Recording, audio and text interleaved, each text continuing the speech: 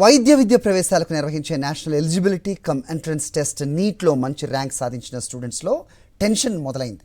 ప్రవేశ పరీక్ష సందర్భంగా లోపాలు తలెత్తడం, ఫలితాల వెల్లడి సమయంలో మార్క్స్లో అవకతవకలు జరిగినట్టుగా ఆరోపణలు రావడంతో ఏం జరుగుతుందా అన్న చర్చ వేధిస్తోంది. అవకతవకలు జరిగినట్టు భావిస్తున్న అనేక మంది స్టూడెంట్స్, పేరెంట్స్ కోర్టుల బాట పడుతున్నారు.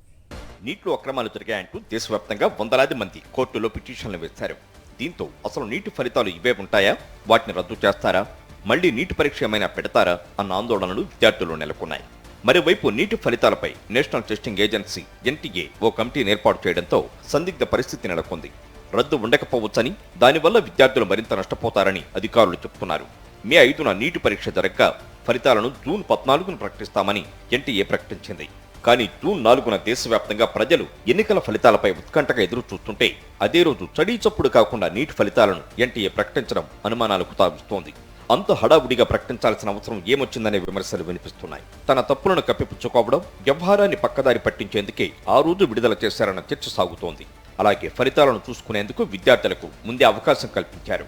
అయితే ఆల్ ఇండియా ర్యాంకులు, మార్కులు, ఫలితాల సమగ్ర సమాచారాన్ని మాత్రం ఆ రోజు మరింత ఆలస్యం చేసి ఇచ్చారు. ఇలా అనుమానాలకు తావిచ్చేలా ఎన్టీఏ వ్యవహరించిందన్న చర్చ జరుగుతోంది. ఇక పలువురు విద్యార్థులకు ఎన్టీఏ గ్రేస్ మార్కులు ఇచ్చిన అంశంపైన పెద్ద ఎత్తున విమర్శలు వచ్చాయి. నీటు పరీక్ష సమయం 3 గంటల 20 నిమిషాలు.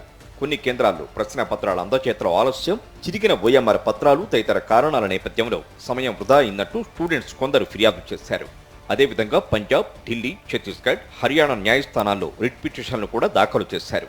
దీంతో సీసీటీవీ ఫుటేజీ, ఇతర ఆధారాలను ఎన్టీఏ సమీక్షించి వారికి గ్రేస్ మార్కులు ఇచ్చినట్లు తెలిపింది.